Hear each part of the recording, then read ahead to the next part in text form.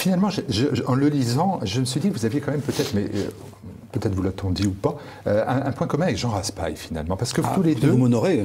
Non, mais je trouve que tous les deux, vous évoquez des personnages. Alors lui, il évoque des personnages dont la noblesse de cœur et d'esprit les éloigne peut-être de vos propres personnages, mais eux aussi, finalement, ils essaient d'échapper ce que vous avez appelé les grands ténèbres. Hein, dans les Évangiles du Lac, vous dites les grands ténèbres, un monde finalement où les supermarchés ont remplacé les monastères.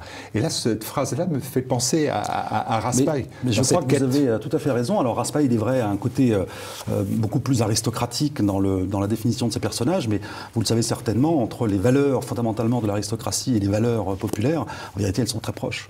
Elles sont très proches, et pendant longtemps, elles s'opposaient d'ailleurs aux valeurs, les valeurs qui véritablement vont à l'encontre de ce socle de valeurs aristocratiques populaires, ce sont les valeurs bourgeoises. Et donc, je pense que Raspail, finalement, on dit un petit peu quelque part la même chose, en effet, hein, puisque Raspail, tous ses personnages, tous ses voyages, même sa propre vie, c'est une fuite de ce monde totalement ahurissant, hein, un monde où on nous demande de consommer, de produire, où il n'y a plus aucune vie, plus rien de supérieur qui peut nous porter, hein, une vie un petit peu... Voilà. Et Raspail, effectivement, ces personnages, pareil, fuient, vont en terre de feu, vont en Amérique pour fuir, mais avec lui plus peut-être l'aspect aristocratique, et moi je serais plus dans l'aspect prolétarien, ou populaire, je préfère, mais les deux se rencontrent, en effet, je pense que vous avez parfaitement raison. Vous avez dit que vos personnages étaient des picaros.